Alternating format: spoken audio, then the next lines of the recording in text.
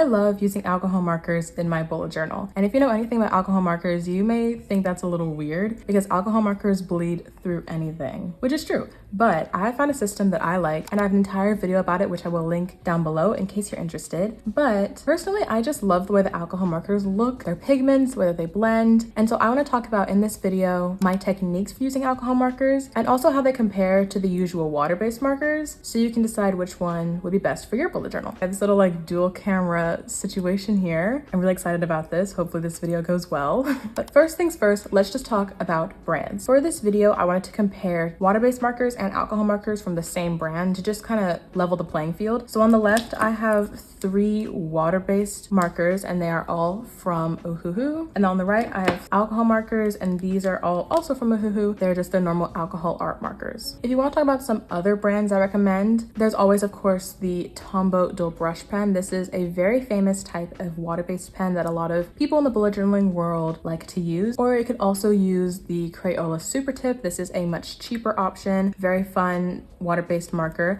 As far as alcohol markers go, I also recommend the Sanjoki art markers. These are very similar to the Ohuhu ones, but they are just a different brand. I've used both. I think both are very similar, but I do like both brands and recommend both of them. People also talk about Copic markers, which are apparently very high quality, but they're also incredibly expensive, which is why I don't personally have them. If you have them, great, but if you don't want to buy something super expensive, there are definitely cheaper options out there like Sanjoki or Ohuhu. Okay, so what are the main differences between water-based and alcohol markers? I'm gonna put these aside and pull out my sketchbook. So let's first do a quick little swatch, and I'm just gonna be using the main colors here. We'll come back to the lighter and darker ones later. So on the left, this is color 100.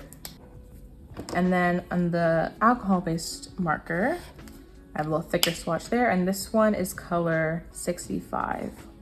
So main difference number 1, the water-based marker has a fine nib and a brush nib end, whereas the alcohol-based marker has a fine tip, but instead of a brush nib, it has a chisel tip end. Now I do have some alcohol markers with brush nib ends. As you can see, this one has a brush nib, but it just depends on what set you get. I find sometimes they are brush nib, sometimes they're chisel nib, whatever. So the main difference between water-based and alcohol-based markers is the pigment. Water-based markers are made with water, duh, so the pigment is a lot lighter, versus alcohol markers, which are much more saturated and pigmented because it's made out of alcohol. If I flip this paper over, you can see that while there is no trace of the water-based marker on the left, there is some ghosting on the right, and that is only with 1 layer of pen. So of course, if I was layering, blending, it would be a lot darker over here. To protect my pages in the sketchbook, just FYI, I do have this little color protector. It's just a piece of plastic that came with this particular sketchbook, although you can buy them separately from all the alcohol marker brands. I find that they also usually come in the set if you buy a set of markers, but this you can just put in between the sketchbook pages. That way, even if the marker bled through the first page, it's not going to come onto the second. There's just a layer of protection there. Because water-based markers are made with water, they react to water after they're dry, whereas alcohol markers usually don't. But let's do a little test here. I'm just going to draw a little squiggle on both sides.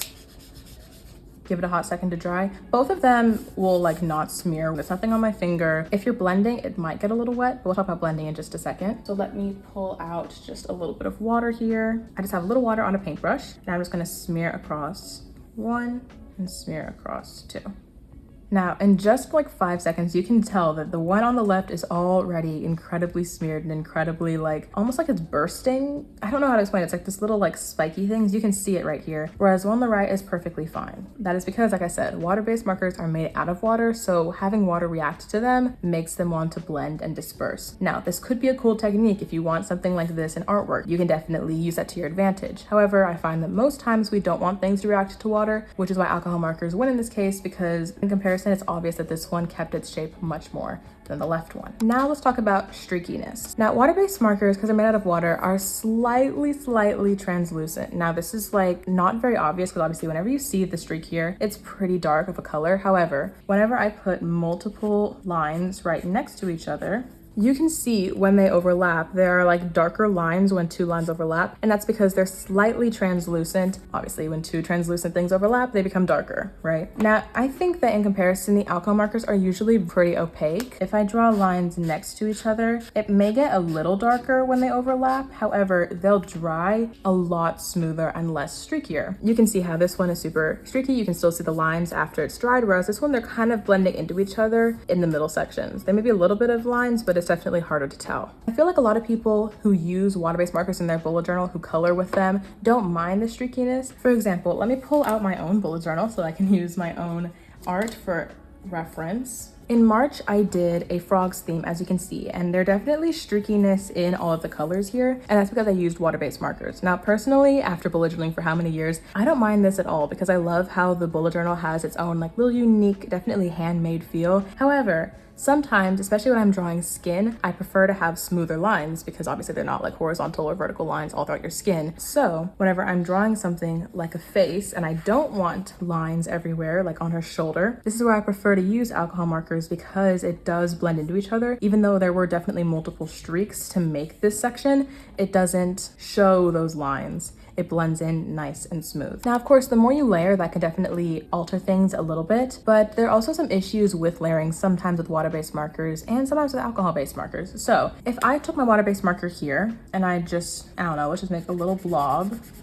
and then I wanted to make it darker or I wanted to make it smoother, whatever. So I add a second layer on top. Now, not only does this make it darker, because like I said, the water-based markers are slightly translucent, so different layers can also make it darker. If I continue and continue and continue to layer, you will see that there are actually bits of paper that get picked up by the marker. If you can see right there, they're little like bits of paper. Now, in contrast, if I took my alcohol marker and I did, you know, one solid blob layer, wait a second, and then I went back again with a second layer. Now, yes, at first it appears darker. However, as it dries, the two layers kind of meld together and become that same lighter tone. It has something to do with the science of the alcohol in the marker pigment itself. I'm not a scientist. I can't tell you why, but this is something that I've noticed. So as you can see, it is slightly darker, but it is not as continuously darker as the ones over here. It automatically just wants to blend with the other bit of marker, whereas the one on the left has these definitive lines where the different layers stop. Again, these different reactions could be a good thing or a bad thing depending on which art style you prefer and what kind of elements you like. There's a dog outside barking, please excuse that. One other thing to notice here is I've noticed that sometimes you can actually layer lighter colors on top of alcohol markers depending on your situation. So let me demonstrate with both. Again, there are all sorts of blobs in this particular sketchbook page here, but let's just do two different blobs. Now, this is a lighter tone of water-based marker. Just as a little demonstration, this is what the color looks like on its own. And then whenever I color on top of the darker, it basically creates a darker color anyway, because even though it's a lighter shade of blue, it's adding a different layer of marker on top and will still kind of make this darker mixed whatever section inside. Now, if I use a lighter alcohol marker, this one again is a lighter tone of the same blue. This is what it looks like on its own, very similar. Now, if I go on top of the alcohol marker over here, okay, so as you can see, as it's kind of drying, like that middle section is almost turning the same color, if not lighter than the dark blue over here. The edges aren't perfect because, you know, whenever they're scribbled, they're not perfectly lined up, so the edges are a little funky, but you can still see that it becomes lighter. Whereas on this side, it's basically just layering kind of, and also making it darker. Things to think about. Now let's talk about blending. So blending, I find, is much easier for alcohol-based markers. Now, for any blending you want to do, I always recommend starting with light and going darker, because although you can go lighter sometimes right here, it's always easier to go darker in any situation. So I'm gonna pull out my other shades of blue and let's do like a little bar on both sides. Starting with the light tones on the left, let's just do a little streak right there. And I'm gonna do the same thing with the alcohol markers. Now we're gonna go in with the mid-tone. So mid-tone color right here. I'm gonna color a little bit to the right of the bar and also slightly overlapping. That way there's that little blended section in the middle. And then I'm gonna take the lightest tone once again and kind of go over that little blended section and try to make those tones into a ombre. Doing the same thing with the alcohol marker on the right. And then I'm gonna go in with the darkest color, the darkest blue, and just continue the bar a little bit further. Not my best rectangle, obviously. She's curving a little bit.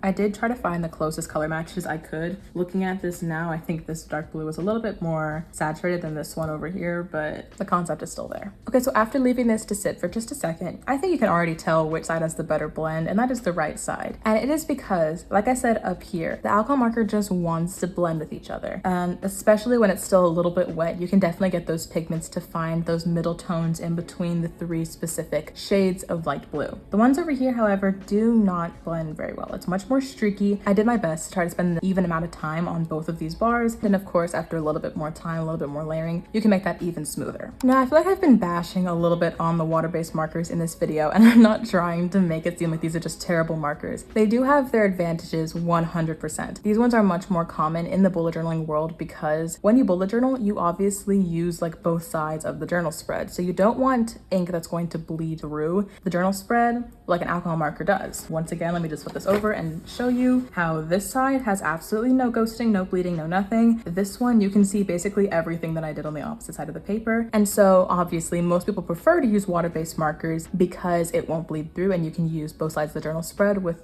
absolutely no problem. Also, I find that they're usually a bit cheaper and just easier to obtain as far as stationery goes in the art world. However, I just love alcohol markers and the flexibility and options that I have with this type of stationery, which is why I love using it in my bullet journal all the time. Now, you may be wondering to yourself, how do I use it in my bullet journal? Because of all of these things I mentioned, it does bleed through all the time. And like I said, I have an entire video about it, which will be linked down below, so you can go check out my entire process. But long story short, I use sticker paper. Sticker paper is my favorite thing. I love it so much because it doesn't matter what you draw on it because you're just going to peel back the other side of the sticker paper, stick it in your journal, and obviously nothing will bleed through because the art is on the paper, not on the journal spread itself. Just as a quick little example, this is my June setup that I made in my bullet journal this year. Actually, I think it was like 2 videos ago. If you want to go check it out, you definitely should. It was a very fun setup. But this entire artwork right here, it may be a little hard to tell depending on the lighting, but I'll try to give you a little close up so you can see. It was actually done with alcohol markers on sticker paper. Now, one issue I have had with using alcohol markers in my bullet journal, I don't know how to say this, it's not ghosting or bleeding, but it's bleeding on the other side of the spread. So if I pull out my bullet journal from last fall, this was another piece of artwork that I did with alcohol markers, but the issue was because these markers were so saturated and so pigmented, every time I closed the journal and kept it closed, the alcohol markers would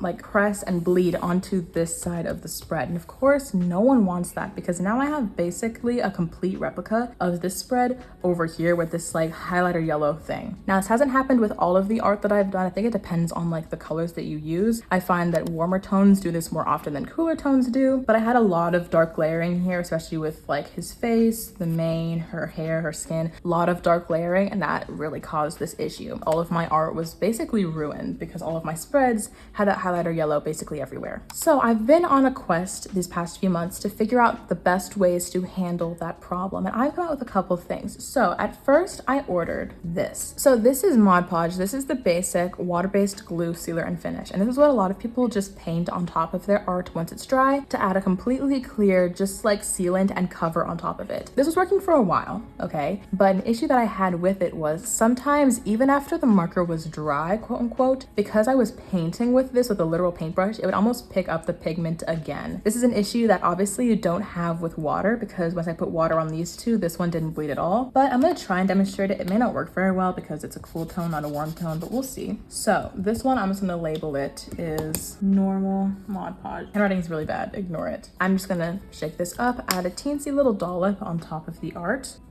Oh, that's a little bigger of a dollop than I wanted, whoops. And then I'm gonna use my paintbrush and just kind of paint on top of it. Yeah, that really sucks. Okay, like I figured, this is not working very well just because it's a cooler tone. Okay, I'm gonna take a more pigmented orange marker here to try to make my point because unfortunately this one didn't want to do it. So I'm taking my warm toned marker and now I'm gonna take my Mod Podge once again, add a teensy little dollop, and then using my paintbrush to just kind of streak it on top. That one did work. The more that I used my brush on top of it, the more that it picked up that pigment and put it down again. And so you can see that the white around the orange blob is actually kind of yellowy, and that's what I really didn't like. However, I have done some research. I've talked to you guys in the comment section a little bit, and I've come up with another solution in case I want to use warm tone markers, but I don't want to use the actual paint on top. And that is this. This is Mod Podge again, but this is actually a matte spray-on Mod Podge. This one you basically just spray on your artwork, so you don't have to actually use a paintbrush and move it along. And that means that hypothetically, there shouldn't be any of this like yellowy around anything because it's just spraying and locking it in rather than moving it around and picking up that pigment over and over. Let me do a little bit of testing and labeling here. I'm going to put a little paper towel on the bottom here so it doesn't spray all over my desk. If you had a piece of artwork that you didn't want it to be sprayed, you might want to put a piece of paper over here, a piece of plastic, try to like cover up the bits that you don't want sprayed. But again, shake, shake, shake, and I'm just gonna kind of give it a light spray.